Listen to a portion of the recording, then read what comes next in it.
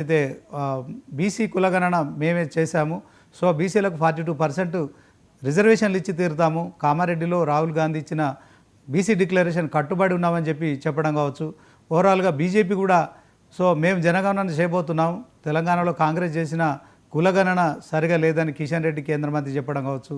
So మరొక వైపు మరి బీసీలకు సంబంధించిన అంశంలో 42% అమలు చేయాల్సిందే, కాంగ్రెస్ ప్రభుత్వం ఎన్నికల హామీలో ఇచ్చింది కనుక అమలు చేయాల్సిందే. సో దీంట్లో మేము కూడా బీసీ మహాసభ బహిరంగ సభ నిర్వహించబోతున్నాం. బీఆర్ఎస్ పార్టీ కరీంనగర్లో ఈ నెల 8వ తేదీన నిర్వహించబోతుంది. మొత్తానికి 42% బీసీల రిజర్వేషన్ అంశం అయితే ఇప్పుడు పొలిటికల్ పార్టీల మధ్య ఒక వారుగా మారిందని చెప్పుకోవచ్చు. ఈ యుద్ధంలో మరి ఇక బీసీల ఓట్లను ప్రసన్నం చేసుకునే దిశగా ఎవరు ముందుకెళ్తారు? సో బీసీలకు నిజంగా 42% అమలు అవుతుందా? సో దీంట్లో రాజ్యాంగం ఏం చెప్తుంది, చట్టం ఏముంది, దాంట్లో సుప్రీంకోర్టు చెప్పిన గైడ్లైన్స్ ఎలా ఉన్నాయి, హైకోర్టు 30 సెప్టెంబర్లోపు ఎన్నికలు నిర్వహించాలని ఎన్నికల కమిషన్ కావచ్చు తెలంగాణ ప్రభుత్వానికి కూడా ఆదేశాలు ఇచ్చిన నేపథ్యంలో మరి తెలంగాణలో కాంగ్రెస్ ప్రభుత్వం మేము ఖచ్చితంగా 42% రిజర్వేషన్లు ఇస్తామని చెప్తూనే ఉన్నది. సో దీంట్లో ఇప్పటివరకు ఒక క్లారిటీ రాలేదు. సెప్టెంబర్ 30 సమయం దగ్గరకు వస్తుంది. మరి ఈ మధ్యకాలంలో ఖచ్చితంగా తెలంగాణలో రాష్ట్ర ప్రభుత్వం కాంగ్రెస్ ప్రభుత్వం ఖచ్చితంగా ఎన్నికల షెడ్యూల్ విడుదల చేయాల్సి ఉంటుంది. ఈ అంశంలో మరి ఒక సస్పెన్స్ కొనసాగుతోంది. ఈ అంశంలో మరి ఇవాళ స్పెషల్ డిబేట్ నాతో పాటు రాజ్యాంగ నిపుణులు ఎంజీ రావు గారు ఉన్నారు. ఆయనతో మాట్లాడదాం. వాస్తవానికి మరి తెలంగాణలో రాజకీయ పార్టీలు చెప్తున్న 42% రిజర్వేషన్ల విషయంలో మరి నిజంగానే పార్టీలకు క్లారిటీ ఉందా, లేకుంటే ప్రజల విషయంలో కేవలం ఓట్ల కోసం చెప్తున్నారా? ఏం చెప్తారు ఆయన? నమస్తే సార్. ఏం చెప్తారు సార్? తెలంగాణలోని మరొకసారి రాజకీయ పార్టీలు కేవలం 42% బీసీ రిజర్వేషన్లు అమలు చేస్తామని గంటాపదంగా చెప్తున్నాయి. దీంట్లో కాంగ్రెస్ అధికారంలో మేము కులగణన చేశాము, రేపొద్దున దీన్ని రాహుల్ గాంధీ కూడా తెలంగాణ బేష్ అని చెప్పి రాహుల్ గాంధీ బేష్ అని చెప్తున్నారు. సో దాన్ని ఆధారంగా తీసుకొని మేము దేశవ్యాప్తంగా కూడా చేయబోతున్నాము బీసీ రిజర్వేషన్లు అని చెప్తున్నారు. కాంగ్రెస్ పార్టీకి నిజంగా తెలంగాణ కులగణన ఒక ఆయుధంగా మారిందంటారా? దీంట్లో రాహుల్ గాంధీకి కూడా పూర్తిగా ఇది అసాధ్యమవుతుందా? తెలంగాణలో ఇప్పటికే బీసీ రిజర్వేషన్ల విషయంలో ఒక క్లారిటీ రావట్లేదు, 42% ఇస్తామని ప్రభుత్వం చెప్తుంది. ఏం చెప్తారు సార్? ఎస్ అండి, ఇప్పుడు తెలంగాణలో కులగణన జరిగింది. ఈ కులగణనలో బీసీ పాపులేషన్ సుమారు 56% ఉంది. కాబట్టి 56%కి సరైన రిప్రజెంటేషన్ లేదు, వాళ్ళకి ప్రాతినిధ్యం లేదు. కాబట్టి బీసీలకి 42% రిజర్వేషన్లు ఇవ్వాలి. ఇది జరగబోయే స్థానిక ప్రభుత్వ ఎన్నికల నుండి, అంటే పట్టణాలు, ఈ గ్రామ పంచాయతీ లెవెల్లో జరిగే స్థానిక ఎన్నికల నుండి మేము 42% రిజర్వేషన్ కట్టుబడి ఉన్నాం, అది ఇస్తేనే స్థానిక ప్రభుత్వ ఎన్నికలు అనుకుంటూ కాంగ్రెస్ వచ్చింది. ఇప్పుడు ఇది కాంగ్రెస్ అనేది ఈ రాష్ట్రంలో అధికారంలో ఉన్నప్పటికీ ఈ పంచాయతీలు అంటే ఈ 42% బీసీ రిజర్వేషన్ అనే ఒక అంశాన్ని ఇప్పుడు హైదరాబాద్ టు భాగ్యనగర్ టు హస్తినా అన్నట్టు హైదరాబాద్ నుంచి ఢిల్లీ తీసుకెళ్లడం జరిగింది. ఢిల్లీలో ఈ విషయం ఎక్కువగా జరుగుతుంది. అంటే ఏంటి, కేంద్రంలో ఇప్పుడు జాతీయ పార్టీ కాబట్టి కాంగ్రెస్ వచ్చే ఎన్నికలకి ఇది ఒక ప్రాతిపదికగా కూడా ఈ బీసీ రిజర్వేషన్ తీసుకుంటుంది. నేను ఎప్పుడు చెప్తూ ఉంటానన్నమాట, మండల్ పాలిటిక్స్ 1990 దశకం మొదట్లో 1990లో 91లో వీపీ సింగ్ ప్రభుత్వం ఉన్నప్పుడు వీపీ సింగ్ గారు రాజీవ్ గాంధీ ప్రభుత్వంలో ఆయన ఫైనాన్స్ మినిస్టర్గా పనిచేశారు రాజీవ్ గాంధీ దగ్గర 1980-84. ఈ టైంలో వచ్చిన ఈ వీపీ సింగే కాంగ్రెస్కి ఒక రకంగా పెద్ద దెబ్బ వెన్నుపోటు పొడిచారని చెప్పొచ్చి మండల కమిషన్ బయట తీసి 1979లో మండల కమిషన్ ఇచ్చిన మండల్ రిపోర్ట్ని నేను 1991లో ఇంప్లిమెంట్ చేయడం వల్ల బీసీ పాలిటిక్స్ వల్ల కాంగ్రెస్ బీహారు, ఉత్తరప్రదేశ్ చాలా రాష్ట్రాల్లో కాంగ్రెస్కి పెద్ద దెబ్బ తగిలిందనమాట. ఇప్పుడు ఇదే మండల కమిషన్ ఎక్కడ పోగొట్టుకుందో అక్కడే రాహుల్ గాంధీ గారు చక్కగా మంచి రాజకీయ వ్యూహంతో బీసీ పాలిటిక్స్ని ముందుకు తీసుకొచ్చారు.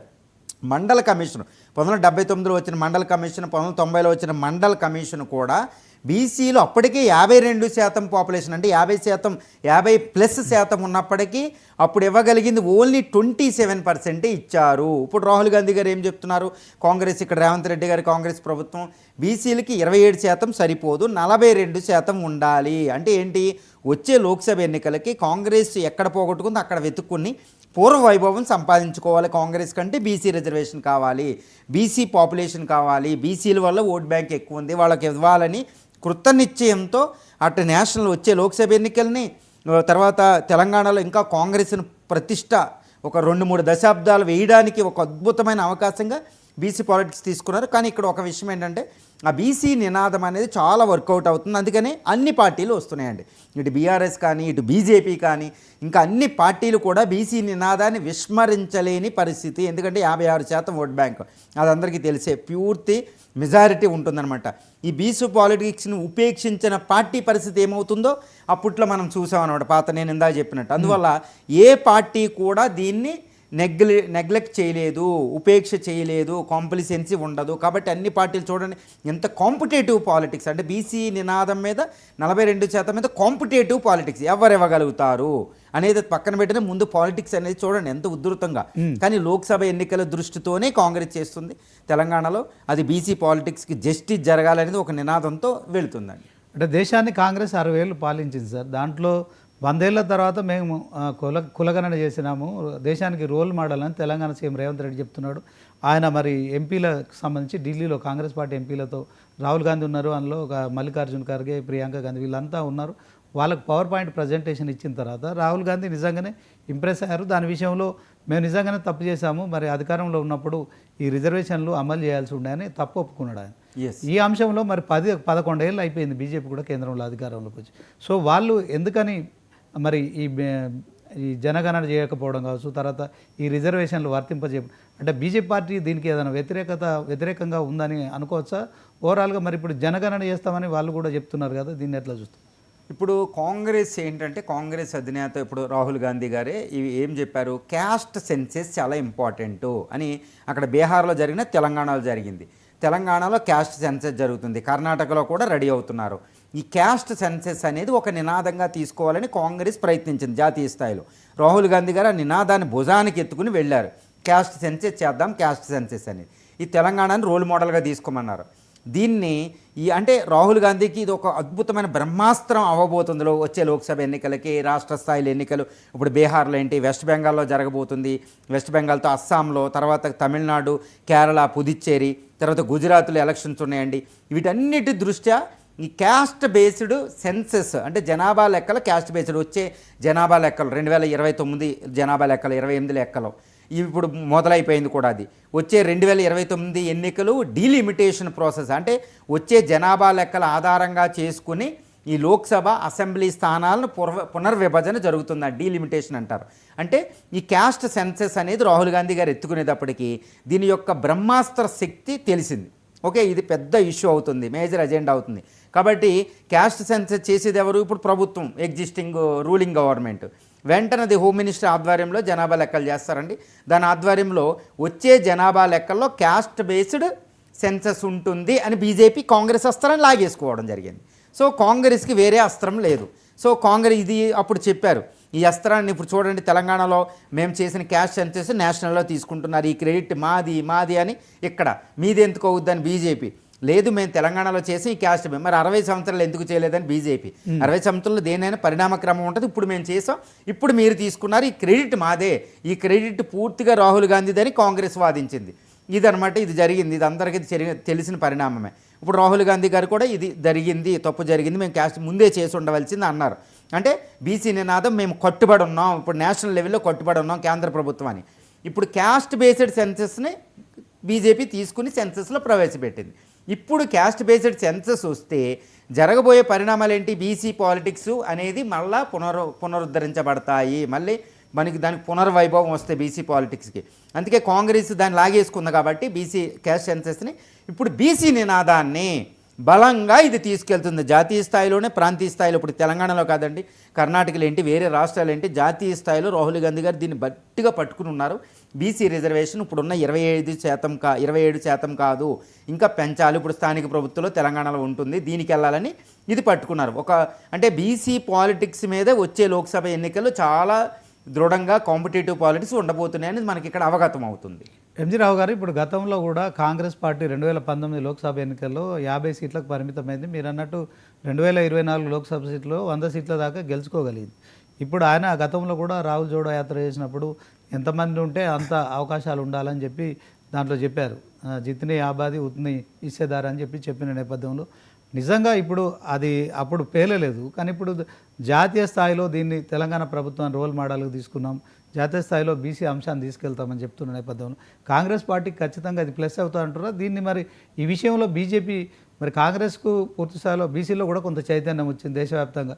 తెలంగాణలో వచ్చిన చైతన్యం ఎందుకంటే సోషల్ మీడియా చాలా ఫాస్ట్గా చాలా వేగంగా వెళ్తున్న నేపథ్యంలో ఇది కాంగ్రెస్ ఖాతాలోకి వెళ్లకుండా బీజేపీ అడ్డుకోలేదంటారా? ఒకటేనండి, ఇప్పుడు బీసీల్లో మీరు అన్నట్టు చాలా అవగాహన అవేర్నెస్ వచ్చింది. మాకు రిజర్వేషన్ రాజ్యాధికారం కావాలి, బీసీలకి అధికారంలో ఎక్కువ భాగస్వామ్యం ఉండాలి, వాటి పార్ట్నర్షిప్ ఉండాలని ఇది బాగా వచ్చిందండి. అప్పుడు 1990లో మండల కమిషన్ దగ్గరనే బీసీ ఉద్యమం ఒక స్థాయికి వెళ్ళిపోయింది. ఇప్పుడు బీసీ నేతలు చాలామంది బయటకు వచ్చారు. బీసీలకు కూడా రాజ్యాధికారం సంక్రమించాలి కాబట్టి బీసీ రిజర్వేషన్ తప్పదు అని వాళ్ళు కూర్చున్నారు.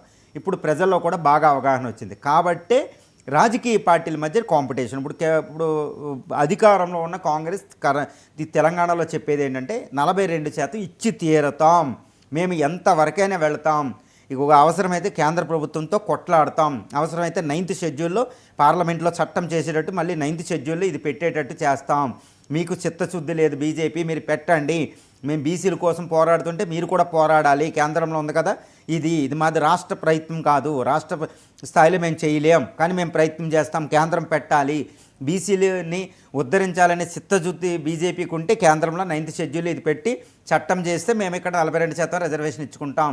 అంటే ఇప్పుడు స్థానిక ప్రభుత్వ ఎన్నికలు మేము పెట్టాలి సెప్టెంబర్ 30 లోపు, ఈ లోపు 9th షెడ్యూల్లో పెడితే ఆర్డినెన్స్ పాస్ అయినా మేము ఇస్తామని గవర్నరు ఆర్డినెన్స్ చేయడం పంపింది. ఈ ఆర్డినెన్స్ని గవర్నర్ ఏం చేశారు, ఢిల్లీ న్యాయ సలహాకి పంపాడు. ఎందుకంటే ఇది కొంచెం రాజ్యాంగమైన సంక్లిష్టంగా ఉంటుంది కాబట్టి గవర్నర్ కూడా విశిష్టాధికారాలు, ఇది డిస్క్రిషనరీ పవర్స్ ఉంటాయి, దాని ఆధారంగా కేంద్రానికి రిఫరెన్స్ పంపారు న్యాయశాఖకి. సో అక్కడ అది పెండింగ్లో ఉంది. ఆర్డినెన్స్ కూడా ఇప్పుడు ఇంప్లిమెంట్ కాలేదు. కానీ ఇక్కడ సెప్టెంబర్ 30 ముంచుకొచ్చేస్తుంది, స్థానిక ప్రభుత్వం ఎన్నికలు పెట్టాలి. అందుకే రాష్ట్ర ప్రభుత్వం అవసరమైతే హైకోర్టుని కాస్త అప్పీల్ చేసుకుని కాస్త డేట్ని పొడిగించేటట్టు ఈ ఆర్డినెన్స్ ఉందని చెప్పడానికి వెళ్తుంది. కానీ ఈ సెప్టెంబర్ 30 లోపు ఈ ఆర్డినెన్స్ పాస్ అవుతుందా, లేకపోతే 9th షెడ్యూల్ అక్కడ ఇన్వాల్వ్ అవుతుందా, లేకపోతే ఎన్నికల పరిస్థితికి అంతా అగమ్యగోచరం. కానీ కాంగ్రెస్ ఏంటంటే దీన్ని అస్త్రంగా మలుచుకొని, రాజకీయ అస్త్రంగా మలుచుకొని ఇటు బీజేపీని కార్నర్ చేస్తుంది. బీజేపీని కార్నర్ అంటే బీజేపీ కూడా ఇబ్బందుల్లో పడినట్టు పరిస్థితి ఉంటుంది. కానీ అందుకనే రాష్ట్ర బీజేపీ చీఫ్ రామచంద్రరావు గారు చెప్పారు ఢిల్లీలో ప్రెస్ కాన్ఫరెన్స్ పెడుతూ, ఇది 9th షెడ్యూల్ అనేది కుదరదు, 9th షెడ్యూల్కి అడ్డం కేశవానంది భారతి కేసు, ఇలా కొన్ని కేసులు ఉన్నాయి కాబట్టి ఇది తెలుసు కూడా కాంగ్రెస్, రాష్ట్రంలో కాంగ్రెసు ఈ స్థానిక ప్రభుత్వం బీసీ నినాదం కుదరదని తెలిసినా, అందులో ఇది ఉన్న చట్టాలు అడ్డం ఉంది, కేంద్రం చేయలేదని తెలిసినా ఇది వెళుతుంది అని బీజేపీ కూడా బీసీలకు రిజర్వేషన్కి మేము ఓకే, బీఆర్ఎస్ కూడా బీసీ రిజర్వేషన్ మేము ఓకే, కాంగ్రెస్ కూడా మేము ఓకే. వాళ్ళల్లో ఏకాభిప్రాయం ఇక్కడ ఏంటంటే బీసీ రిజర్వేషన్ ఇవ్వాలని, కానీ చట్టం ఇది అదనమాట. సో బీసీలు నినాదం అనేది వాళ్ళలో కోరిక అదేముంది, ప్రభుత్వాలు కూడా కట్టుబడిన పార్టీలన్నీ కూడా రెడీయే, కానీ అడ్డం ఎవరు చిత్తశుద్ధి, రాష్ట్రం ఇవ్వగలదా కేంద్రం, ఇదంతా పెద్ద చర్చనీయాంశమైందండి. ఓకే, ఎంజీ రావు గారు, ఒకసారి నిన్న కేంద్ర మంత్రి కిషన్ రెడ్డి గారు కూడా ఇదే అంశంలో తెలంగాణలో చేసిన కాంగ్రెస్ ప్రభుత్వం చేసిన కులగణన సరిగా లేదన్నారు. ఆ బయట ఒకసారి చూద్దాము. పీసీఆర్ నిన్న కేంద్ర 2 సంవత్సరాలుగా బీసీ రిజర్వేషన్ సంబంధించినటువంటి ప్రక్రియ ఇంకా పూర్తి చేయకుండా తమ చేతగాని తనంతో ఈరోజు మరి భారతీయ జనతా పార్టీ మీదనో కేంద్ర ప్రభుత్వం మీదనో బట్టగాల్చి ముఖం మీద వేసే విధంగా బురద జల్లేటువంటి ప్రయత్నం కాంగ్రెస్ పార్టీ చేస్తా ఉంది.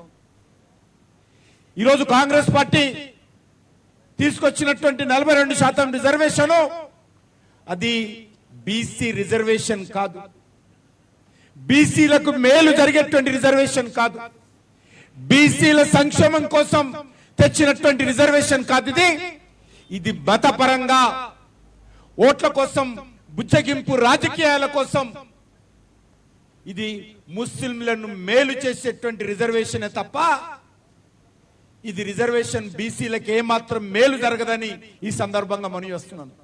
కేసీఆర్ పోతూ 33%, 34% నుంచి 23%కి తగ్గించిపోయాడు. మళ్ళీ ఈరోజు రేవంత్ రెడ్డిని అడుగుతా ఉన్నాను, 34% ఉన్నటువంటి రిజర్వేషన్ ఈ బీసీలకు ఈరోజు పెరిగిందా తగ్గిందా చెప్పాల్సినటువంటి అవసరం ఉంది. ఈరోజు 42% రిజర్వేషన్ 10% ముస్లింలకు తీసేస్తే బీసీలకు వచ్చేది ఎంత ఈరోజు అర్థం చేసుకోవాల్సిన అవసరం ఉంది. 42% నుంచి 10% తీసేస్తే బీసీలకు మిగిలేది 32%. మరి మీ రిజర్వేషన్స్ పెంచకముందే ఈ రాష్ట్రంలో 34% స్థానిక సంస్థల ఎన్నికల్లో అమలు జరిగినటువంటి ఈ రాష్ట్రంలో 2% స్థానిక సంస్థల ఎన్నికల్లో బీసీ రిజర్వేషన్ తగ్గిందనే విషయాన్ని మనం చూస్తాం. బీసీలకు మేలు జరిగేటువంటి చట్టమా ఇది? బీసీలకు అన్యాయం చేసే చట్టం అని అడుగుతా ఉన్నాను.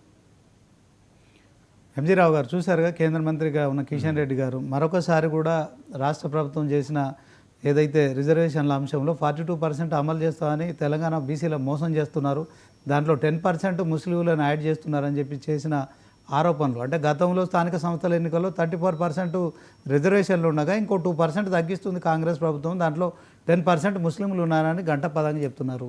దీన్ని ఎట్లా చూడొచ్చు? ఎస్ అండి, ఇప్పుడు బీజేపీ కూడా ఏంటి, ఇప్పుడు బీసీ రిజర్వేషన్ ఉండాలి, బీసీ రిజర్వేషన్ నుంచి మేము దానికి అంగీకారమే, కానీ ఇచ్చే విధానం వల్ల కేంద్రం అంటే ఇప్పుడు కేంద్రంలో అధికారంలో ఉంది కాబట్టి బీజేపీ ఇప్పుడు రాష్ట్ర ప్రభుత్వం కాంగ్రెస్ ఏం చెప్తుంది, మీరు 9th షెడ్యూల్లో పెట్టండి, ఈ బీసీ నినాదం 9th షెడ్యూల్లో పెడితే దానికి చట్టం అడ్డం ఉండదు కాబట్టి మేము ఇంప్లిమెంట్ చేసుకుంటాం అంటుంది. ఇప్పుడు బీజేపీ ఏం చెప్తుంది, బీసీ రిజర్వేషన్కి మేము ఓకే, కానీ మీరు ఇక్కడ చెప్తున్న 56% పాపులేషన్లో బీసీలో అంటే 42% మీరు ఇచ్చే 42% రిజర్వేషన్లో ముస్లిం మత ప్రాతిపదికన కూడా 10% ఇస్తున్నారు, కాబట్టి బీసీలకు 32% ఉంటుంది, కాబట్టి ఇప్పుడు ఉన్నదానికంటే తగ్గిపోతుంది, దానివల్ల బీసీలకి నష్టం కలుగుతుంది, పైగా ఇది మతపరమైన రిజర్వేషన్ అనేది ఒకటి ఇన్వాల్వ్ అవ్వడం వల్ల చట్టపరంగా 9th షెడ్యూల్లో పెట్టలేని పరిస్థితి, పెట్టినా నిలబడదు అని బీజేపీ ఉంటుంది. సో ఇక్కడ అదండి అసలైన విషయం ఏంటంటే చట్టంతో 2 పార్టీలు ఆడుకుంటూనే పోరాడుతున్నాయని చెప్పవచ్చు. ఎందుకంటే చట్టపరంగా చెప్పాలంటే ఇప్పుడు ప్రస్తుతం రాజ్యాంగ చట్టాలు తర్వాత కొన్ని కేసులను పరిశీలిస్తే ఇది 9th షెడ్యూల్కి వెళ్ళినా ఇది నిలబడే పరిస్థితి లేదు. పైగా ఇక్కడ ముస్లిం అంటే మత ప్రాతిపదికన 10% ఉంది అంటే ఇది ఇవ్వడం కుదరదు అన్నట్టు బీజేపీ చెప్పేస్తుందండి ఖచ్చితంగా. ఇది ఇచ్చినా మేమేం చేయలేం కేంద్రంలో అని. అంటే కేంద్రంలో మేము చేయడానికి సిద్ధం, కానీ నువ్వు పెట్టిన ఈ మత ప్రాతిపదిక రిజర్వేషన్ వల్ల మేము చేయలేకపోతున్నాం, కానీ మేము బీసీ రిజర్వేషన్ ఇవ్వడానికి బీజేపీ పరంగా మేము రెడీ అని బీజేపీ చెప్తుంది. కాంగ్రెస్ కూడా మేము 80% ఇది ఇచ్చి తీరాలి అన్నట్టు కాంగ్రెస్ నిలబడిపోతున్నాయి. అది ఏంటి చట్టంతో ఆడుకోవడం ఇది. ఎంజీ రావు గారు, సుప్రీంకోర్టు తీర్పు ఒకటి ఉంది, 50% కంటే రిజర్వేషన్లు ఇవ్వడానికి లేదు. అది విద్యా అవకాశాలు కావచ్చు, ఉద్యోగం కావచ్చు, ఈ రాజకీయపరమైన రిజర్వేషన్లు కావచ్చు.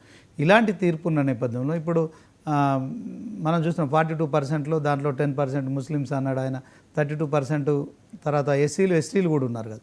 సో దీంట్లో ఓవరాల్గా ఈ సమస్యను బీసీల విషయంలో రెచ్చగొట్టిరు ఒకవైపు, తర్వాత ఒక అవేర్నెస్ వచ్చింది ఇందాక మనం అనుకున్నట్టు.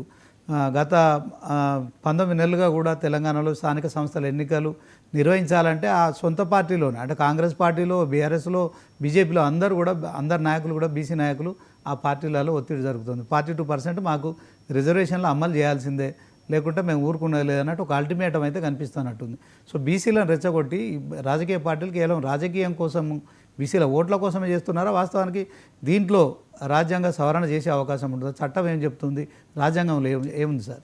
యాక్చువల్గా ఒకటేనండి, ఇప్పుడు బీజేపీ స్టాండ్ ఏంటి, కాంగ్రెస్ స్టాండ్ ఏంటి, బీఆర్ఎస్ పార్టీ స్టాండ్ ఏంటి, లెఫ్ట్ పార్టీల స్టాండ్ ఏంటి అని పక్కన పెడితే ఇవి రాజకీయాలు చేస్తున్నారా లేదన్నా మన భారతదేశంలో రాజ్యాంగ వ్యవస్థ ఒకటి ఉంది, దాని అనుకూలంగా వచ్చిన చట్టాలు, దాని మీద వచ్చిన రూల్స్ అనేది ఒకటి ఉంటుంది. అసలు చట్టం ఏం చెప్తుంది అనేది ప్రధానమైన విషయం. ఇది సామాన్యులకు అర్థం కాదు, చాలా కాంప్లెక్స్గా, చాలా సంక్లిష్టంగా ఉంటాయి. చాలామంది రాజకీయ నాయకులకు కూడా ఈ చట్టం ఏం చెప్తుంది అనేది అర్థం లేకుండానే కొంచెం ఉంటుంది. కాబట్టి ఇక్కడ చట్టం ఏం చెప్తుంది అనేది ఫస్ట్ చూద్దామండి. దీని ఆధారంగా ఎవరు రాజకీయాలు చేస్తున్నారు, ఎవరు చిత్తశుద్ధితో రాజకీయాలు చేస్తున్నారు, ఎవరు ఏం చేస్తున్నారని తెలుస్తుంది. అసలు రాజ్యాంగం ఏం చెప్తుంది అనేది ఫస్ట్ చూస్తే ఈ రిజర్వేషన్లకు సంబంధించి, ఎస్సీ ఎస్టీ బీసీ రిజర్వేషన్లకు సంబంధించి, అదేవిధంగా ఎంతెంత పర్సెంటేజ్లు ఉండాలి, దాన్ని మళ్ళీ కాన్స్టిట్యూషన్లో పెడితే రాజ్యాంగ రివ్యూ ఇలా అంటే చూస్తే ఫస్ట్ ఒక చిన్న కథ ఉందండి, రాజ్యాంగం మీద చిన్న కథ ఉందన్నమాట మొత్తం చెప్పేది. అది రాజ్యాంగం 1950 జనవరి 26న అమల్లోకి వచ్చింది. నెహ్రూ మొట్టమొదటి ప్రధాని, అప్పటికి అంబేద్కర్ రాజ్యాంగ నిర్మాతలందరూ బతికే ఉన్నారు. వాళ్ళందరూ బతుకుండగానే మొట్టమొదటి రాజ్యాంగ సవరణ చేసుకోవాల్సి వచ్చింది. అంబేద్కర్ చెప్తారన్నమాట, ఏది కాలానుగుణంగా మీరు మార్చుకోండి, ఆర్టికల్ 368 ఉంది మీరు మార్చుకోండి అంటారు. 1951 అంటే రాజ్యాంగం అమల్లోకి వచ్చిన ఒకటే ఒక సంవత్సరంలో మొట్టమొదటి రాజ్యాంగ సవరణ చట్టం చేయబడింది. దాని ఆధారంగా ఫస్ట్ రాజ్యాంగ సవరణ చట్టం ప్రకారం అంటే షెడ్యూల్ 9 అనేది ఒకటి ఇంట్రడ్యూస్ చేశారు రాజ్యాంగంలోకి.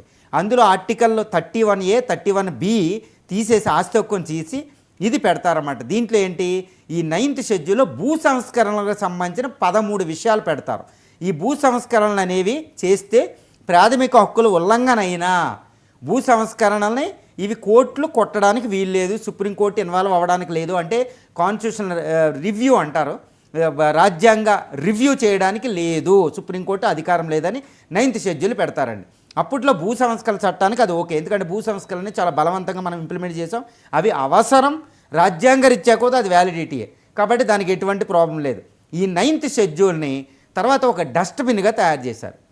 భూ సంస్కరణల అమలుకి సామాజిక సోషలిస్ట్ ప్రభుత్వానికి సామాజిక న్యాయానికి పెడితే, ఆర్థిక న్యాయానికి, తర్వాత దీన్ని డస్ట్బిన్ చేసి మొత్తం 13 అంశాల బదులు 284 283 అంశాలను పెట్టేశారు. అంటే వేరే కూడా పెట్టేశారు. అంటే వీళ్ళకు ఏ ప్రభుత్వం వస్తే ఆ ప్రభుత్వానికి అనుకూలంగా ఏది చేయాలని అందులో పెట్టేసి సుప్రీంకోర్టుని దూరం చేశారు. అంటే రాజ్యాంగం ప్రకారం రాజ్యాంగ Guardian of the constitution Supreme Court of India review చేయాలన్నమాట. దేనికన్నా రాజ్యాంగ రివ్యూ చేసే, అంటే జ్యుడిషియల్ రివ్యూ అంటారు, ఆ అధికారం సుప్రీంకోర్టు దాన్ని తీసుకెళ్లడం కుదరదు. అది 1973 ఏప్రిల్ 24న రాజ్యాంగ సుప్రీంకోర్టు కేశవానంది భారతి కేసు అని ఒక అద్భుతమైన కేసుని ఒకటి డిక్లేర్ చేస్తుంది. దాని ప్రకారం పార్లమెంటు దేన్నైనా సవరించుకోవచ్చు రాజ్యాంగంలో, ఇంక్లూడ్ ప్రాథమిక హక్కులను కూడా, ఫండమెంటల్ రైట్స్ని కూడా, డైరెక్టివ్ ప్రిన్సిపల్స్ని కోసం ఫండమెంటల్ రైట్స్ని చేంజ్ చేసుకోండి. కానీ ఇది ఒక్కటి అద్భుతం అండి, చారిత్రాత్మకమైన ఒక మాన్యుమెంటల్ జడ్జిమెంట్. అది ప్రపంచ రాజ్యాంగ చరిత్రలో ఒక అద్భుతమైన జడ్జిమెంట్ అండి. అది ఏం చెప్తుందంటే ఏదైనా మార్చుకుంటుంది పార్లమెంటు, కానీ రాజ్యాంగంలో చెప్పబడిన మౌలిక స్వరూపాన్ని మార్చడానికి లేదు. That what the basic structure of the Indian constitution అంటారు, the doctrine of the basic structure. మౌలిక స్వరూపాన్ని మార్చడానికి లేదు అని సుప్రీంకోర్టు మౌలిక స్వరూపం ఏంటో చెప్పదప్పుడు, అలా వదిలేస్తుంది. దానిలో చాలా వస్తాయి అన్నమాట. ఇప్పుడు 1973 ఏప్రిల్ 24న అప్పుడు పార్లమెంటు జ్యుడిషియరీకి జరిగే యుద్ధం ఆగిపోయింది 20 సంవత్సరాలు. ఒక అద్భుతం. దాన్ని ఆధారంగా చేసుకుని 1981లో వామన్ రావు కేసు ఒకటి వస్తుంది. దాంట్లో అంతకుముందు కేశవానంది భారతి కేసుని సమర్థించి అద్భుతంగా ముందుకెళ్తుంది. అందులో ఏం చెప్తుందంటే ఈ ఏప్రిల్ 24 1973 కేశవానంది భారతి కేసు వచ్చిన ఈ డేట్ తర్వాత ఏదొచ్చినా అది రివ్యూ, రాజ్యాంగంలో అక్కడ చట్టం అక్కడ ఇన్వాల్వ్ అవ్వడానికి లేదు, జోక్యం చేసుకోవడానికి లేదనేది లేదు అని చెప్పేస్తుంది. మళ్ళీ ఇప్పుడు రిజర్వేషన్కి సంబంధించి వస్తే 1992లో ఇందిరా సహనాయ్ అనే కేసు వస్తాయి. ఈ సుప్రీంకోర్టు అందులో ఒక అద్భుతమైన చారిత్రాత్మకమైన జడ్జిమెంట్. ఎందుకు, రిజర్వేషన్లు అనేవి 50% మించకూడదు అని ఒక తీర్పిస్తుంది. అంటే ఇప్పుడు ఏంటి, 42% ఇచ్చేసి అందరికి ఇచ్చేస్తారంటే కుదరదు, ఎందుకంటే 50 అనేది ఓపెన్ కేటగిరీ, అందులో అందరూ పోటీ పడతారు. ఇది కూడా basic structure of the constitution, ఎందుకంటే మెరిట్ అనేది ఉండాలి రిజర్వేషన్తో పాటు. కానీ 15, 16 ఆర్టికల్స్ రాజ్యాంగంలో చెప్పినట్టు రిజర్వేషన్ ఇవ్వాలి, సామాజిక న్యాయం.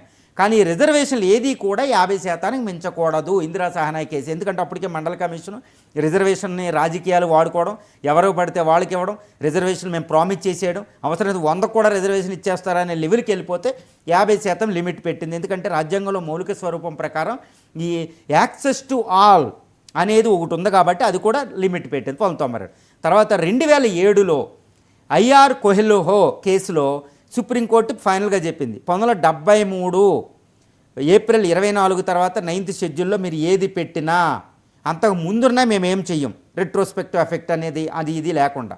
73 ఏప్రిల్ 24 తర్వాత 9th షెడ్యూల్లో ఏది పెట్టినా దాన్ని చట్ట ప్రకారం ఆర్టికల్ 14, ఆర్టికల్ 15, ఆర్టికల్ 16 వీటిని ఆధారం చేసుకుని మేము చూడవలసి వస్తే, అంటే జ్యుడిషియల్ రివ్యూ ఉంటుంది, న్యాయ సమీక్ష ఉంటుంది అని చెప్పింది. ఇప్పుడు ఇది చట్టం చెప్పేదండి. దీని ప్రకారం 42% రిజర్వేషన్ని కేంద్రం, ఇప్పుడు కాంగ్రెస్ అడిగినట్టు కేంద్రం బీజేపీ పట్టుకెళ్ళి 9th షెడ్యూల్లో పెడితే, పార్లమెంట్లో చట్టం చేసి 2/3 మెజార్టీతో రాజ్యాంగ సవరణ చట్టం ప్రకారం 9th షెడ్యూల్లో పెడితే ఆర్టికల్ 368 ప్రకారం అది నిలబడుతుందా లేదా అంటే, ఇప్పుడు రాజ్యాంగంలో ఏంటంటే ఇప్పుడు 42%లో ఇప్పుడు బీజేపీ చెప్పినట్టు 10% ముస్లిం రిజర్వేషన్ ఉంటే, మత ప్రాతిపదికన రిజర్వేషన్ ఉంటే అదొకటి, ఒప్పుకోదు సుప్రీంకోర్టు న్యాయ సమక్షంలో. ఎందుకంటూ రాజ్యాంగంలో మౌలిక స్వరూపం ప్రకారం భారతదేశం ఒక సెక్యులర్ మత ప్రాతిపదిక లేని ఒక సెక్యులర్ రాజ్యాంగం, లౌకిక రాజ్యాంగం. కాబట్టి లౌకికానికి ఎగినెస్ట్గా మత ప్రాతిపదికన రిజర్వేషన్ ఉండవు కాబట్టి కొట్టేస్తుంది. నెంబర్ 2, ఇంకోటి ఏంటంటే ఇందిరా సహాయ కేసు ప్రకారం 50% రిజర్వేషన్ దాటింది కాబట్టి, ఆ లిమిట్ దాటింది కాబట్టి మళ్ళీ సుప్రీంకోర్టు కొట్టేస్తుంది. సో 42% అక్కడ నిలబెట్టినా అక్కడ కుదరదు. 2, ఇప్పుడు పార్లమెంట్ చట్టం చేసి 9th షెడ్యూల్లో పెట్టినా సుప్రీంకోర్టుకి వెళ్తే నిలబడలేని పరిస్థితి. అంటే బీజేపీ ఇవ్వలేనట్టే, కాంగ్రెస్ ఇవ్వలేనట్టే. చట్టం ఏం చెప్తుంది చూడండి. చట్టం ఎంత కాంప్లెక్స్గా ఉంది, ఎంత సంక్లిష్టంగా ఉంది. రాజ్యాంగ మౌలిక స్వరూపం కోసమే సుప్రీంకోర్టు ఉంటుంది. సో సుప్రీంకోర్టుకి న్యాయ సమీక్ష ఉంది. ఆ న్యాయ సమీక్షను తీసుకెళ్లే అధికారం పార్లమెంట్కి లేదు. మళ్ళీ పార్లమెంట్ చూడండి ఎంత మళ్ళీ కేశవానంద రాజ్యాంగం చెప్పేది అది. రాజ్యాంగానికి అనుకూలంగానే రాజకీయాలు ఉండాలి. రాజకీయాలకి రాజ్యాంగాన్ని పైకి తీసుకెళ్లే విధంగా ఉండకూడదు. రాజ్యాంగం ఆధారం చేసుకుని రాజకీయాలు ఉండాలి, రాజకీయ పార్టీలు అదే చేయాలని చెప్తుంది. కానీ ఇక్కడ ప్రజల్లో అవగాహన పెరుగుతుంది. మరి ఏం చేయాలి అనేది కూడా ఇప్పుడే మనం చర్చించవచ్చండి. ఏం చేయాలి అనేది ఒకటి చూడాలి. ఇప్పుడు బీసీల పాపులేషన్ పెరిగింది. అకార్డింగ్ టు క్యాస్ట్ సెన్సెస్ అనేది ఫస్ట్లో లేదు. ఎప్పుడు రిప్పన పెట్టిన 1872, 1881 మొట్టమొదటి సెన్సెస్ నుంచి రాజ్యాంగం ముందు ఏదో ఇండిపెండెన్స్ ముందు ఒక్కసారి జరిగింది. తర్వాత నెహ్రూ గవర్నమెంట్లో సెన్సెస్ ప్రకారం క్యాస్ట్ల మీద రిజర్వేషన్ని నెహ్రూ తీసేశారు. నెహ్రూ తీయడం అనేది అబ్జల్యూట్లీ కరెక్ట్. ఎందుకంటే ఇప్పుడు క్యాస్ట్ సెన్సెస్ అనేది మనం యాక్సెప్ట్ చేయగలుగుతున్నాం. కానీ నెహ్రూ టైంలో మీరు ఒక్కటి చూడాలి, అప్పుడే దేశ విభజన జరిగింది. మత కలహాలు, caste based politics, British divide and rule ఉంది, భయం అనమాట క్యాస్ట్ ఈ విభజన. దేశమంతా ఒక్కటే అని చెప్పారన్నమాట నెహ్రూ. కాబట్టి నెహ్రూ ఆ టైంలో క్యాస్ట్ సెన్సెస్ తీసేశారు అంటే బ్రిటిష్ వాడు కుట్రను తీశారు. మరి బ్రిటిష్ వాడు ఇప్పుడు రిజర్వేషన్ పెడుతున్నారంటే మళ్ళీ క్యాస్ట్ అండ్ బ్రిటిష్ వాడు టైం అనకూడదు. ఎందుకంటే 75 సంవత్సరాలకు ఎంతో పరిణామ క్రమం జరిగింది. ఒక అద్భుతం ఎవల్యూషన్ ప్రాసెస్ వచ్చింది. ఇప్పుడు అవగాహన పెరిగింది. ఇప్పుడు వేరు అప్పుడు వేరు. అప్పుడు నెహ్రూ తీసేయడం అనేది 100కి 100, 100కి 100% correct. Divide and rule British వాడు బ్లడ్ బాత్ వల్ల. కానీ ఇప్పుడు మళ్ళీ క్యాస్ట్ సెన్సెస్ వచ్చింది. దేశం ఒక అద్భుతంగా ఉంది. ఇప్పుడు ఎవడ విడతీయలేడు. ఒక ప్రాతిపదిక దీనికి ఒక వచ్చింది. కానీ రాజ్యాంగంలో చెప్పిన సామాజిక న్యాయం అనేది ఇంకా ఎండమావే. It is a mirage. ఏమీ లేదు. మరి సామాజిక న్యాయం అంటే ఏంటి? కింద కులాలకి లేదు, కింద జాతులకు లేదు, పల్లెటూరు వాళ్ళకి లేదు, అంటే సమ్మిళత్వం లేదు, అంటే ఇంక్లూజివ్నెస్ లేదు. ఇంక్లూజివ్నెస్ సాధించాలంటే దేశంలో అభివృద్ధి వృద్ధి ఫలాలు అందరికీ పంచాలి. ఇప్పుడు బీసీలు, ఎస్సీ, ఎస్టీలకి అకార్డింగ్ టు దేర్ పాపులేషన్ ప్రకారం రిజర్వేషన్లు ఉన్నాయి. వాటిని సర్దడానికి లేదు, వాళ్ళని తగ్గించి వీళ్ళని సర్దడానికి లేదు. ఇప్పుడు బీసీ పాపులేషన్ 56, ఇప్పుడు 42%, 50% వీళ్ళకి తగ్గట్టు రిప్రజెంటేషన్ మరి వాళ్ళకి ఇవ్వాలి. ఏం చేయాలి? మరి చట్టం ఏం చెప్తుంది? ఇప్పుడు దాకా చట్టం 50% లిమిట్ లేదు. ఇందిరా సహాయ కేసు రాజ్యాంగంలో మత ప్రాతిపదిక లేదు అంటే చట్టం ప్రకారం రాజ్యాంగం ప్రకారం 50% రిజర్వేషన్ దాటి ఇవ్వడానికి లేదు. ఏ పార్టీలు ఏ పాలిటిక్స్ చేసినా. మరి ఏంటి పరిష్కారం అంటే according to as for as నా ఎస్టిమేషన్ ప్రకారం ఒకటే ఒక పరిష్కారం ఉంది. తమిళనాడులో 69% రిజర్వేషన్ సుప్రీంకోర్టు యాక్సెప్టెన్స్ చేసుకుని వచ్చింది, 9th షెడ్యూల్లో పెట్టారు. కానీ ఇప్పుడు 50% లిమిట్ ఇంకెక్కడా లేదు. మరి ఇప్పుడు ఎలా ఇవ్వాలి? 50% ఓపెన్ అనేది అది రాజ్యాంగబద్ధం, కానీ బీసీకి ఇవ్వాలి. ఎస్సీ ఎస్టీలు తగ్గించడానికి లేదు. అది మళ్ళా రిజర్వేషన్ పాలిటిక్స్ స్టార్ట్ అయినాయి. ఆర్టికల్ 15లో 4, ఆర్టికల్ 16లో 4 అనేది రిజర్వేషన్కి ప్రాతిపదిక భారత రాజ్యాంగంలో. ఈ రిజర్వేషన్ దేని మీద ఇచ్చారు? సామాజిక వివక్షత. కానీ తర్వాత ఆర్థిక అనే విషయం కూడా వచ్చింది. ఆర్థిక కూడా ఇప్పుడు ఉంటేనే, సామాజిక ఆర్థిక ఉంటేనే ఇంక్లూజివ్నెస్ ఉంటుంది, సమ్మిళత్వం ఉంటుంది. కాబట్టి ఏంటి? ఈ 50% లిమిట్ని సవరించాలంటే సుప్రీంకోర్టు అనుమతి కావాలి. అంటే కేంద్ర రాష్ట్ర ప్రభుత్వాలు అన్ని పొలిటికల్ పార్టీలు ఏకాభిప్రాయంతో చెప్పాలి, సుప్రీంకోర్టుకి విన్నవించుకోవాలి. వీళ్ళు పాలిటిక్స్ చేస్తే అవదండి, సుప్రీంకోర్టుకి విన్నవించుకోవాలి. ఏమని? ఇప్పుడు సామాజిక సమీకరణలు మారాయి. అప్పుడే చెప్తారు డాక్టర్ బిఆర్ అంబేద్కర్ కూడా చెప్తారు, రాజ్యాంగ నిర్మాతలు చెప్తారు, రాజ్యాంగం చెప్తుంది. రాజ్యాంగం ఏం చెప్తుంది? కాలానుగుణంగా భారతదేశాన్ని ముందుకు తీసుకుని వెళ్ళే విధంగా ఉంటుంది రాజ్యాంగం. ఫ్లెక్సిబుల్గా ఉంటుందండి, అదేదో రిజిడ్ కాదు ఇలా చెప్పేసి ఇదే అని. కాలానుగుణంగా మీరు మార్చుకోండి అని ఆర్టికల్ 360 పెట్టారు, రాజ్యాంగ వ్యవస్థను మార్చుకోండి అని. ఇప్పుడు 100కు పైగా రాజ్యాంగ సవరణల చట్టాలు చేసుకున్నాం. అంటే రాజ్యాంగం కాలానుగుణంగా భారతదేశం ముందుకెళ్ళడానికి అన్ని అనుకూలంగా ఉండడం కాబట్టి అది సజీవ సంస్కృతి, ఒక జీవంగా ఉంది. అది ఏదో బుక్ కాదు, అది it's not a mere book of law అంటారు అక్కడ డాక్టర్ బిఆర్ అంబేద్కర్ ఒకటే చెప్తారు, it is a living civilisation, it is a living constitution. మీకంటే ముందు ఇది వెళ్తూ ఉంటుంది. ఒక అద్భుతమైన రాజ్యాంగం అక్కడ ఉంది. దానికి అనుకూలంగా మళ్ళీ సుప్రీంకోర్టుకి అప్పీల్ చేసుకోవాలి. ఆల్ పొలిటికల్ పార్టీస్ రాజకీయాలు ఆడకుండా ఏమని, ఇప్పుడు ఈ బీసీలకి రిజర్వేషన్ అవసరం, ఎస్సీ ఎస్టీలకి తగ్గించడానికి వీలు లేదు, వాళ్ళు ఇంకా వెనకబడే ఉన్నారు, వాళ్ళకు ఉండగానే బీసీ రిప్రజెంటేషన్ పాపులేషన్ అనుకూలం కావాలంటే 50% లిమిట్ సరిపోదు, కాబట్టి వెళ్ళండి, ఇదిగోండి మారిన పరిస్థితులు, ఇదిగో ఏకాభిప్రాయంతో ఉన్నాం, కానీ రాజ్యాంగంలో చెప్పిన 50% ఓపెన్ని 40% తగ్గించండి, ఇంకొక 10% పెంచండి అంటే supreme court it is assess the situation based on preamble అని సుప్రీంకోర్టు ఎనార్మస్ పవర్స్ ఉంటాయండి. పాండ్రి పరిస్థితులకు అనుకూలంగానే తీర్పులు ఉంటుంది. One of the best matured judicial system in the world అది. దాన్ని ఏం చేయాలో తెలుసు. కాన్స్టిట్యూషన్ అంటే ప్రియాంబుల్లో చెప్పబడిన రాజ్యాంగ లక్ష్యాలు, సామాజిక ఆర్థిక రాజకీయ న్యాయం, చరిత్ర, మారిన కాలాలు, ఈ సమ్మిళత్వం లేకపోవడం, ఆర్థిక సంస్కరణలు, సోషలిజం ఆవశ్యకత, ఇవన్నీ పరిశీలించుకుంటుంది. It is up to the supreme court of India, not is up to the political parties. It is రాజకీయాలు చేయడానికి రాజ్యాంగం అనే ఒక లిమిట్ ఉంటుంది, రాజ్యాంగం దాటి వెళ్ళడానికి లేదు. రాజ్యాంగానికి నిబద్ధమయ్యి రాజ్యాంగానికి కట్టుబడి రాజకీయాలు చేయాలి. కానీ ఓట్ బ్యాంక్ పాలిటిక్స్ అనేది ముఖ్యం కాదు, రాజ్యాంగ ప్రాతిపదికన అవసరాలు. కానీ ఇక్కడ బీసీ అనేది సామాజిక న్యాయం. అదే సమయంలో ఎస్సీ ఎస్టీ రిజర్వేషన్ తగ్గించడానికి వీలు లేదు. 8% 16% ఎస్సీ, 8% ఎస్టీ, ఒకటి అటు ఇటులో వాళ్ళకు ఉండి తీరాలి. ఎందుకంటే అక్కడ 2 విషయాలు ఉన్నాయి. అక్కడ సామాజిక వివక్షత ఉంది. వేల సంవత్సరాలుగా హిందూ మతంలో సామాజిక వాళ్ళ అణగదొక్కబడిన దానికి అనుకూలంగా వాళ్ళ పెనెన్స్ అనేది ఇవ్వడం జరిగింది. అంబేద్కర్ చెప్పినట్టు annihilation of caste, Ambedkar Mahatma Gandhi చెప్పినట్టు దళిత పాలిటిక్స్, హరిజన పాలిటిక్స్ జరిగినప్పుడు అక్కడ సామాజిక వివక్షతకి ఇవ్వడం జరిగింది, ఆర్థిక వివక్షత కూడా ఇవ్వడం జరిగింది.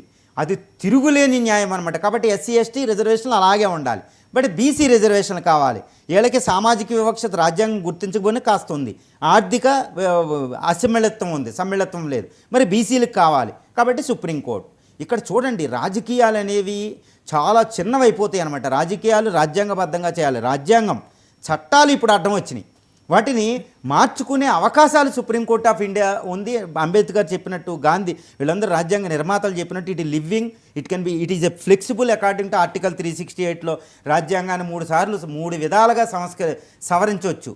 అందులో ఒక అద్భుతమైన వెసులుబాటు ఉంది. This is up to the supreme court of India. అంటే ఈ రాజ్యాంగాలు రిజర్వేషన్లకు సంబంధించి మళ్ళీ సుప్రీంకోర్టుకి వెళ్తే మళ్ళీ ఇంకో చారిత్రాత్మకమైన తీర్పు ఉండాలి. సుప్రీంకోర్టు ఏది చెబితే as a Guardian of the constitution, అది రాజ్యాంగానికి రక్షకురాలు, ఇది సుప్రీంకోర్ట్ ఆఫ్ ఇండియా. సో ఇది చెప్తారు, డాక్టర్ బిఆర్ అంబేద్కర్ చెప్తారు. ఆర్టికల్ 32, ఆర్టికల్ 226 వీటి ప్రకారం supreme court of India guardian of the constitution. మీరు ఏమైనా అక్కడికే, అది ఏం చెప్తారు, that is the soul of the constitution అంటారు. ఏది ఆర్టికల్ 32, 226. కాబట్టి it is up to the supreme court of India 9th schedule వీటికి సంబంధించి. ఎవరు ఏది చేసినా అది రాజకీయాలకే పరిమితం. కాబట్టి ఇది నేను ఇప్పుడు చెప్పింది, ఇంతసేపు చెప్పింది ఒక చట్టం అండి, ఇది వాస్తవం. దీన్ని గ్రహించుకునే మనం రాజకీయాలు చేయాలి, కానీ వేరేదిగా చేయాలి అంటే గుడ్డిగా ప్రామిసులు చేసేస్తే ఏ పార్టీ అయినా అక్కడ చట్టం రాజ్యాంగం ఏం చెప్తుందో పాపం ప్రజలకు తెలియదు. కానీ రాజకీయ పార్టీలు ఈ రాజ్యాంగ వ్యవస్థను ముందుకు తీసుకెళ్ళి అద్భుతమైన సాధనాలు, అది గుర్తుపెట్టుకోవాలి. ఎందుకంటే రాజ్యాంగం ఇంప్లిమెంట్ చేసేది రాజకీయ పార్టీలు. మళ్ళీ రాజకీయ పార్టీలు అక్కడ ఎగ్జిక్యూటివ్ ఉంటుంది, చట్టసభలో ఉంటుంది, బయట ఉంటుంది.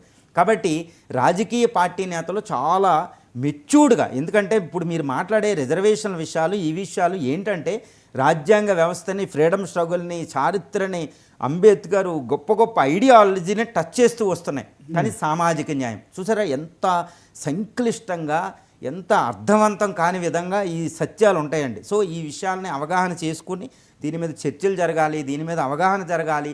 ఎస్సీ ఎస్టీ బీసీల్లో ఉన్న వాళ్ళని మనం సంతృప్తి చేయాలి, పైగా ఓపెన్లో ఉన్న వాళ్ళని సంతృప్తి చేయాలి. దేశాన్ని ప్రగతిని ముందుకు తీసుకెళ్లాలంటే ఇక్కడ అశాంతి లేకుండా, చట్టభద్రతలు లేకుండా, సమస్య లేకుండా చాలా జాగ్రత్తగా వెళ్ళాలి. కానీ నిరాహారదీక్షలు అవి ఏదైనా రాజకీయ పార్టీలకు సర్వాధికారం ఉంది ప్రజల్లో, కానీ జాగ్రత్తగా రాజ్యాంగ ఆధారం చేసుకుని రాజకీయాలు జరిగితే అది దేశ సంక్షేమానికి, ఒక అద్భుత భారత ప్రజాస్వామ్య వైబ్రెంట్ డెమోక్రటిక్ సిస్టానికి, రాజ్యాంగానికి మనం న్యాయం చేసిన వాళ్ళు. ఓకే, ఎంజీ రావు గారు నాడు ప్రధానిగా ఉన్న జవహర్లాల్ నెహ్రూ, సో దాంట్లో క్యాస్ట్ సెన్సస్ చేసినప్పటికీ కూడా భారతీయులంతా ఒకే కులం అన్నట్టు ఆయన భావించారు. ఇప్పుడు ఆయన మునిమనవడు రాహుల్ గాంధీ ఇప్పుడు తెలంగాణ చేసిన కులగణనలు రోల్ మోడల్గా తీసుకుంటాం, దేశం అంతా దీన్ని ఒక ఆయుధంగా తీసుకొని మేము ముందుకు వెళ్ళబోతున్నాం. నిజంగా ఇది కాంగ్రెస్కి మైలేజ్ ఇస్తుంది మీరు అన్నట్టు. కానీ రాహుల్ గాంధీకి ఈ రాజ్యాంగం ఈ చట్టం ఇదంతా తెలియదా మరి 42% బీసీలకు ఎట్లా వీలైతుంది? సుప్రీంకోర్టు నిజంగానే కేంద్రంలో బీజేపీ అధికారంలో ఉంది సార్, వాళ్ళు ఎందుకు కాంగ్రెస్కి మైలేజ్ ఇస్తారు? ఈ చట్ట సవరణ విషయంలో పార్లమెంటులో ఆమోదం కావచ్చు, ఏకగ్రీవ ఆమోదం కావచ్చు, దాన్ని సుప్రీంకోర్టు మీరు అన్నట్టు మరి అత్యున్నత న్యాయస్థానం ముందు, దేశ అత్యున్నత న్యాయస్థానం ఇది పెట్టడానికి వాళ్ళు చొరవ చూపెడతారా? ఇవి కేవలం బీసీల ఓట్ల కోసం చేసే రాజకీయాలను? ఒకటేనండి, ఇప్పుడు Nehru, Jawaharlal Nehru caste based senses ఉండదు అని తీసేశారు. తీసేసినప్పుడు అప్పుడే బ్లడ్ బాత్ అయింది, మిలియన్స్ లక్షలాది మంది ప్రజలు చనిపోయారు మత ప్రాతిపదికన, బ్రిటిష్ డివైడ్ అండ్ రూల్. అప్పటి పరిస్థితి అది, ప్రజలు యాక్సెప్ట్ చేశారు, అన్ని యాక్సెప్టెన్స్ దాన్ని ఇప్పుడు దాకా జరిగింది. కానీ ఆయన మనవడు రాహుల్ గాంధీ ఇప్పుడు మారిన పరిస్థితులు 75 సంవత్సరాల తర్వాత ఇప్పుడు అవసరం, ఇప్పుడు బ్రిటిష్ వాడు కూడా అంతగా లేదు. సో డివైడ్ అండ్ రూల్, సామాజిక న్యాయం ఇవ్వాలి. సో ఇప్పుడు రాహుల్ గాంధీ కూడా మాట్లాడేది నిజమే, చక్కని కరెక్ట్ ఓకే, అది ఓకే కాబట్టి అన్ని పొలిటికల్ పార్టీలు కూడా దాన్ని తలకెత్తుకుంటున్నాయి. ఇప్పుడు మీరు మైలేజ్ కోసం మాట్లాడారు. ఇప్పుడు కాంగ్రెస్ అనేది ఈ క్యాస్ట్ బేస్డ్ సెన్సెస్ అనేది ఈ కాంగ్రెస్కి మైలేజ్ తక్కువదని బీజేపీ అక్కడ తీసుకుని క్యాస్ట్ సెన్సెస్ మొదలుపెట్టింది నేషనల్ లెవెల్లో. సో కాంగ్రెస్కి అస్త్రం లేదు, వెంటనే ఇది బీసీ నినాదం ఎత్తుకుంది. సో క్యాస్ట్ బేస్డ్ చేస్తే బీసీ పాపులేషన్ ఎక్కువ ఉంటుందని అది అందరికీ తెలిసిన విషయమైన నగ్గన సత్యం. ఒకప్పుడు అనఫిషియల్గా వేసిన మండల కమిషన్ టైంలో వేసిన కొన్ని కమిషన్లో 50% మించి బీసీ రిజర్వ్. ఇప్పుడు కూడా దేశంలో క్యాస్ట్ సెన్సెస్ చేసిన తర్వాత మ్యాక్సిమం 99% బీసీ పాపులేషన్ 50% మించి అయితే ఉండడం అనేది మనకు తెలిసిపోతుంది. సో మించి ఉంటే బీసీ రిజర్వేషన్ అది ముందు బీజేపీ ఒక మైలు తీసేసుకుంది కాబట్టి క్రెడిట్, మళ్ళీ కాంగ్రెస్ రాహుల్ గాంధీ గారు ఇది పట్టుకొచ్చారు. సో పాలిటిక్స్, కాంపిటేటివ్ పాలిటిక్స్ తప్పేం కాదు, మైలేజ్ పొలిటికల్ పార్టీస్ మైలేజ్ తీసుకోవడం తప్పు కాదు. కానీ నేను అనేది ఏంటంటే అది రాజ్యాంగబద్ధంగా ఉండాలంటాను, అంతే, చట్టబద్ధంగా ఉండాలని చెప్తాను. ఇప్పుడు ఏంటంటే కాంగ్రెస్ ఇది తీసుకుంది కాబట్టి ఇప్పుడు మీరు అన్నట్టు బీజేపీ ఎందుకు పెట్టకూడదు, 9th షెడ్యూల్ ఎందుకు పెట్టకూడదు మైలేజ్ తీసుకునంటే 9th షెడ్యూల్ పెట్టడానికి చాలా చట్టాలు ఉన్నాయి.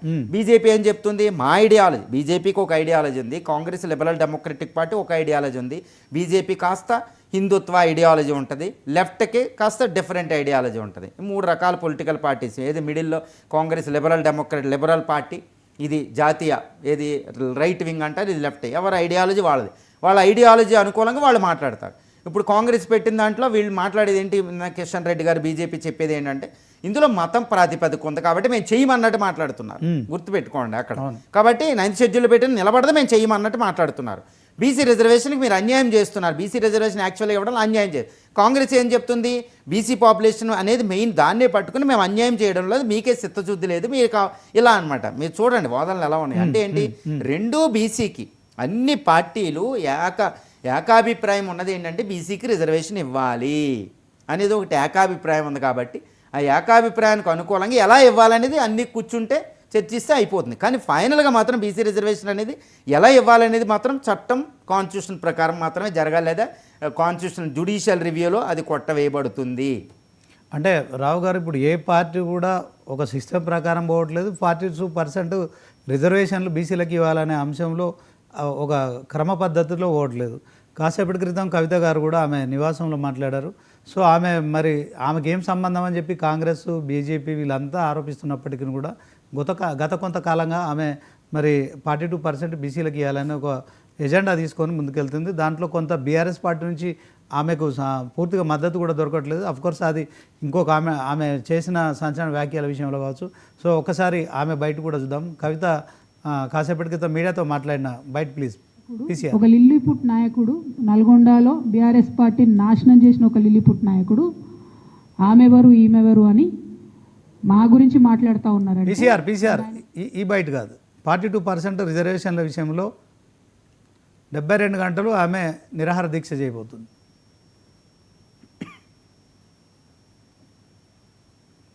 మొత్తానికైతే కవిత గారు కూడా 72 గంటలు నిరాహార దీక్ష చేయబోతున్నారు. దాంట్లో కాంగ్రెస్ పార్టీ టీపీసీసీ చీఫ్ అధ్యక్షులు మహేష్ కుమార్ గౌడ్తో పాటు ఏఐసీసీ నుంచి వచ్చి తెలంగాణ వ్యవహారాల ఇన్ఛార్జి మీనాక్షి నటరాజన్ వీళ్ళంతా కూడా పాదయాత్ర చేస్తున్నారు. వాళ్ళు కూడా ఢిల్లీకి వెళ్తున్నారు. రేపు రైల్లో కాంగ్రెస్ మొత్తం అందరినీ రావాలని చెప్పి కూడా పిలుపునిచ్చిన నేపథ్యంలో కవిత గారు ఏమన్నారు ఒకసారి చూద్దాం. 72 గంటలు నీళ్లు తాగకుండా, అన్నం తినకుండా మేము అనేక మందిని కూడా దీక్ష కూర్చుంటాం కాబట్టి మద్దతు ఇవ్వాలి. ఇది గాంధేయ మార్గంలో చేసేటటువంటి దీక్ష, బీసీల సమస్యలను ప్రపంచం ముందు హైలైట్ చేసేటటువంటి దీక్ష కాబట్టి పర్మిషన్ ఇవ్వాలని ప్రభుత్వాన్ని నేను మరొకసారి డిమాండ్ చేస్తూ మొత్తానికి ఇక్కడ కాంగ్రెస్ అధికారంలో ఉంది, కేంద్రంలో బీజేపీ అధికారంలో ఉంది. సో ఇక్కడున్న ప్రభుత్వం అక్కడికి వెళ్ళి రాష్ట్రపతిని కలవచ్చు, ప్రధానమంత్రిని కలవచ్చు, పార్లమెంట్లో కూడా ప్రశ్నించవచ్చు. సో దాంట్లో కాంగ్రెస్కు ఎంపీలు ఉన్నారు, బీఆర్ఎస్కు లేరు కనుక బీఆర్ఎస్ నుంచి కొంత మరి ఆమె ఎంపీగా చేసింది కనుక కవిత కేసీఆర్ కూతురు కనుక మరి 42% బీసీ రిజర్వేషన్లు అమలు చేస్తేనే తెలంగాణలో కొంత బీఆర్ఎస్ పార్టీ కావచ్చు, తర్వాత తెలంగాణ జాగృతి ఆమె ఉనికి కాపాడుకునే ప్రయత్నం అంటారా? దీంట్లో ఆమె చేసే దీక్ష నిరాహార దీక్ష కావచ్చు, ఢిల్లీలో కాంగ్రెస్ చేస్తున్న దీక్ష కావచ్చు, నిన్న బీజేపీ 2వ తేదీన నిరసన దీక్ష చేసింది. సో ఇదంతా కేవలం బీసీల ఓట్ల రాజకీయాలంటారా? వీళ్ళకి నిజంగా ఒక ఫండమెంటల్ రైట్స్ గురించి తెలియదా? ఎందుకు ప్రజల్ని ఇంకా మభ్య పెడుతున్నారు అనుకోవచ్చు. ఇక్కడ ఒక్కటే విషయం అండి, ఇప్పుడు కవిత గారిని బీసీలతో నీకు సంబంధం ఏంటి అని బీఆర్ఎస్ పార్టీని అనడానికి లేదు. ఇప్పుడు బీజేపీ నిన్న ఆగస్టు 2న ఇందిరా పార్క్ దగ్గర బీసీ నినాదంతో ఒక దీక్ష వాళ్ళు చెప్పింది కూడా తప్పు పట్టడానికి లేదు, కాంగ్రెస్ చెప్పింది తప్పులేదు. This is a competitive politics. Every political party ప్రజల తరపున పోరాడాలి. ఇప్పుడు తెలంగాణ బీఆర్ఎస్ పార్టీ ఉంది, బీఆర్ఎస్ పార్టీ అయినా తెలంగాణలో ఏ పార్టీ ఉన్నా తెలంగాణ ప్రజలు ఏ వర్గం ఉన్నా వాళ్ళ కోసం మాట్లాడడం అనేది వాళ్ళ హక్కు. రాజకీయ పార్టీలు ప్రధాన ఉద్దేశం, రాజకీయ పార్టీలు ఒక క్యాస్ట్గా పెట్టుకోరు, రాష్ట్రం మొత్తం అధికారంలో రావాలంటే అందరూ కావాలి. కాబట్టి కాంపిటేటివ్ పాలిటిక్స్ ఇదే రాజకీయాల నుంచి ఆశించింది. రాజ్యాంగపరంగా కూడా అన్ని పొలిటికల్ పార్టీలు ప్రజలు అన్ని వర్గాలు అన్ని ప్రాంతాలకి ప్రాతినిధ్యం వహించేదే రాజకీయ పార్టీ. కాబట్టి బీఆర్ఎస్లో ఇప్పుడు కవిత గారు బీసీల తరపున మాట్లాడడం అనేది తప్పు అనడానికి లేదు. అది రాజ్యాంగబద్ధం, చట్టబద్ధం, మాట్లాడే హక్కు ఆవిడకు ఉంది. ఎవరికైనా మాట్లాడవచ్చు, ఆ వర్గం వాళ్ళు మాట్లాడలేదు. అలాగే బీజేపీ ఉంది, బీజేపీ కూడా రాష్ట్రం అన్ని వర్గాల కింద కేంద్రంలో ఉంది, అక్కడ చేయకుండా ఇక్కడ ఎందుకు మాట్లాడుతున్నారని దానికి అనకూడదు. ఎందుకంటే దేశం అనేది చాలా పెద్దది, 36 అడ్మినిస్ట్రేటివ్ డివిజన్స్ ఉంటాయి, 8 కేంద్రపాలిత ప్రాంతాలు, 28 రాష్ట్రాలు కలిగి ఉంది. 28 రాష్ట్రాల్లో బీజేపీ అధికారంలో ఉన్నప్పటికీ, కాంగ్రెస్ ఉన్న 28 రాష్ట్రాల్లో ఉన్న ఒక్కో ప్రాంతంలో ఒక్కో రాష్ట్రంలో ఒక్కో రాజకీయాలు ఉంటాయి. దానికి అనుకూలంగా అక్కడ వాయిస్ ఉంటుంది, దానికి అనుకూలంగా నేషనల్ లెవెల్లో ఒక ప్రైమ్ మినిస్టర్ రాజకీయ రిజర్వేషన్ కోసం మాట్లాడితే దేశాన్ని దృష్టిలో పెట్టుకుని మాట్లాడాలి. ఒక తండ్రి ఫ్యామిలీలో ఒక కొడుకు ఒక ప్రాంతం మాట్లాడితే ఆ ప్రాంతంలో ఉన్న వాళ్ళు మాట్లాడాలి. కాబట్టి ప్రతి రాజకీయ పార్టీకి ఆ ప్రాంతంలో, ఆ రాష్ట్రంలో, ఆ దేశంలో ఉన్న వాటి మీద మాట్లాడే హక్కు ఉంటుంది. కాబట్టి కవిత గారు మాట్లాడి ఇదంతా కరెక్టే. కానీ మీరు చెప్పినట్టు ఇక్కడ రాజ్యాంగబద్ధంగా కొనసాగాలి, 1, 2 చట్టబద్ధంగా కొనసాగాలి. ఇప్పుడు బీసీ రిజర్వేషన్ ఆవిడ ఇవ్వాలి, నేను 72 గంటలు చేస్తానంటే ఆ విషయాన్ని దృష్టికి తీసుకెళ్తుంది. ఎందుకంటే రాజకీయ పార్టీ అనేది ప్రజల్లో మన్ననలు పొందాలి, దాని మన్ననలో పొందడానికి మైలేజ్ పొందడానికి అది చేయొచ్చు. కానీ చట్టబద్ధమా రాజ్యాంగబద్ధమా అంతే. లేకపోతే ప్రజలే ఏం చేయాలో నిర్ధారిస్తారు. మీరు నేను చెప్పేది అందరూ చెప్పక్కర్లేదండి. ప్రజలు ఎవరు రాజకీయాలు చేస్తున్నారు, ఎవరు చిత్తశుద్ధి చేస్తున్నారు, ఎవరు ఏ విధంగా మాట్లాడుతున్నారు అనేది ప్రజలు దేవుళ్ళు ప్రజాస్వామ్యంలో వాళ్ళని మెప్పించకుండా వాళ్ళని దృష్టిలో పెట్టుకునే వీళ్ళు మాట్లాడతారు. ప్రజలు ఈజీగా గమనిస్తారు, చాలా తెలివిగా ఉంటారనే విషయం అందరికీ తెలుసు. కాబట్టి ఎక్కువ మసిపూసి మారేడికాయలు చేయరు. కాకపోతే ఇప్పుడు బీసీ రిజర్వేషన్ అనేది నేను ఇందాక చెప్పినట్టు మీకు బీసీ రిజర్వేషన్ అనేది హైలీ కాంప్లికేటెడ్. చట్టాలు కొన్ని కేసులు అడ్డున్నాయి, 4 కేసులు. ఏది కేశవానంది భారతి కేసు, తర్వాత వామన్ రావు 1981, తర్వాత 1992 ఇందిరా సహనాయ్ కేసు, 2007 ఐఆర్ కోహిల్కో కేసు, తర్వాత 9th షెడ్యూల్ ఉంది, ఆర్టికల్ 14, ఆర్టికల్ 15, ఆర్టికల్ 16 అడ్డున్నాయి. దానికి అనుకూలంగా చేయాలి. తర్వాత 9th షెడ్యూలు, జ్యుడిషియల్ రివ్యూ, న్యాయ సమీక్ష, పార్లమెంటు సుప్రీంకోర్టు మీద వివాదాలు, ఆ 2 పెట్టుకోవాలి. పార్లమెంటు చట్టం చేస్తే సుప్రీంకోర్టు న్యాయ సమీక్షలు ఓకే అనాలి, లేకపోతే పార్లమెంటు చట్టం నిలబడదు. ఎందుకంటే పార్లమెంటుకు సుప్రీమే అకార్డింగ్ టు ద కాన్స్టిట్యూషన్. ఏది కేశవానంద భారతి కేసు. కానీ పార్లమెంటు చేసే ప్రతి చట్టం రాజ్యాంగంలోని మౌలిక స్వరూపానికి అనుకూలంగా ఉండాలి, లేదా సుప్రీంకోర్టు కొట్టేస్తుంది.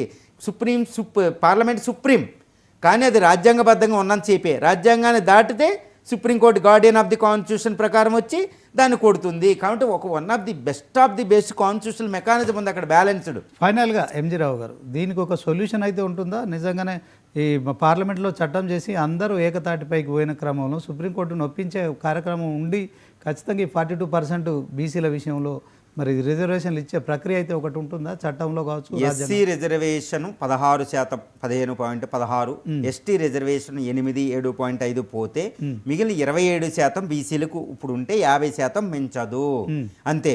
తర్వాత రాజ్యాంగం ప్రకారం మత ప్రాతిపదిక ఉండడానికి లేదు. రాజ్యాంగం ఏం చెప్తుందంటే ఏ వర్గమైనా ఎవరైనా వెనకబడి ఉంటే వాళ్ళ మార్గాలు ఎన్నో ఉన్నాయి. సంక్షేమ పథకాలు ఇదే రిజర్వేషన్ అన్నిటికీ ఇదే కాదు, వేరే పరిష్కారాలు కూడా చూడండి. కానీ రిజర్వేషన్ అనేది 50% దాటకూడదు. దాటితే బేసిక్ స్ట్రక్చర్ ఆఫ్ దికి కుదరదు, రాజ్యాంగం ప్రకారం న్యాయ సమీక్ష ప్రకారం అది నిలబడదు అని చెప్తుంది. కాబట్టి ఇప్పుడు బీసీ రిజర్వేషన్ నిజంగా ఇవ్వాలంటే అది ఎంత ఇవ్వాలి, ఎంత ఇవ్వకూడదు. 42 అంటే 42 ఉండదు, 50 ఇచ్చుకోవచ్చు, 50 ఇచ్చుకోవచ్చు, లేకపోతే 35 ఎంతైనా ఇవ్వండి. కానీ ఈ 50% లిమిట్ అనే బేస్ లిమిట్ ఉంది కాబట్టి, ఒక బ్యారియర్ లక్ష్మణ్ రేఖ ఉంది కాబట్టి దాన్ని దాటాలంటే సుప్రీంకోర్టు అనుమతి అవసరమే, లేదా పార్లమెంట్ చట్టం చేసినా అది నిలబడదు. Basic structure of the constitution ఉంది కాబట్టి, మౌలిక స్వరూపం కాబట్టి రాజకీయ పార్టీలని ఒక ఏకాభిప్రాయం దగ్గరికి ఆల్మోస్ట్ వస్తున్నాయి. ఇప్పుడు బీజేపీ ఆ విషయంలో చొరవ చూపే అవకాశం ఉంటుందా బీసీల ఓట్ల కోసం? ఎందుకంటే బీసీ ప్రధానం చేసామని చెప్తున్నారు కదా. ఇప్పుడు బీజేపీ అయినా, బీఆర్ఎస్ అయినా, కాంగ్రెస్ అయినా, ఇప్పుడు కాంగ్రెస్ విసిరిని బ్రహ్మాస్త్రం అంటే బీసీ రిజర్వేషన్ అనేది ఇప్పుడు తెలంగాణలో పెట్టింది, ఎట్టి పరిస్థితుల్లో అన్నీ ఉపేక్షించలేవు. అందుకే చూడండి, కాంగ్రెస్ మొదలు పెడితే బీజేపీ ఇందిరా పార్క్ దగ్గరకు, తర్వాత బీఆర్ఎస్ పార్టీ వచ్చింది. అంటే ఏంటి, దీన్ని ఏమంటారంటే ప్రజాస్వామ్యంలో ఒక అద్భుతమైన చర్చ అంటారు. ఆ చర్చ ఏ రూపంలోనే ఉండొచ్చు, నిరాధ్యక్ష రూపంలో ఉండొచ్చు, గాంధీ మార్గం అంటున్నారు కవిత గారు, గాంధీ మార్గం అవ్వచ్చు, ఏ మార్గం అయినా అవ్వచ్చు, ప్రొటెస్ట్ అవ్వచ్చు, సమావేశాలు అనవచ్చు, లేకపోతే సింపోజియం, ఏది పెట్టినా అది ప్రజాస్వామ్యంలో ఒక చర్చనీయాంశం. చర్చ చూడండి, గత 10 రోజులకు ఇప్పుడు చర్చ జరుగుతుంది. ఇది ప్రజాస్వామ్య చర్చ. ఈ చర్చకు అనుకూలంగా నిర్ణయాలు ఉంటాయి, ఈ నిర్ణయానికి అనుకూలంగానే ఉంటుంది. This is what the beauty of the Indian democracy. Okay, thank you sir. మొత్తానికి సుప్రీంకోర్టు ఖచ్చితంగా ఈ దేశానికి సుప్రీం కనుక పార్లమెంట్లో చట్టం చేయాలి. అందరూ ఏకతాటిపై వెళ్ళిన క్రమంలోనే ఈ 42% అంశంలో ఒక క్లారిటీ వస్తుంది. లేని పక్షంలో ఇప్పుడు 50% దాటొద్దనే ఆంక్షలు ఉన్న నేపథ్యంలో దీనిపై ఇది ఒక సస్పెన్స్ కొనసాగుతుంది. దీని మీద ఒక క్లారిటీ రావాలంటే ఖచ్చితంగా మరి దానికి ఒక సొల్యూషన్ అయితే లేదు. మరి రాజకీయ పార్టీలు ఈ అంశాన్ని ఎలా తీసుకెళ్తాయి? సో బీసీల విషయంలో జరుగుతున్న వారి విషయంలో కాంగ్రెస్, బీజేపీ ఎలా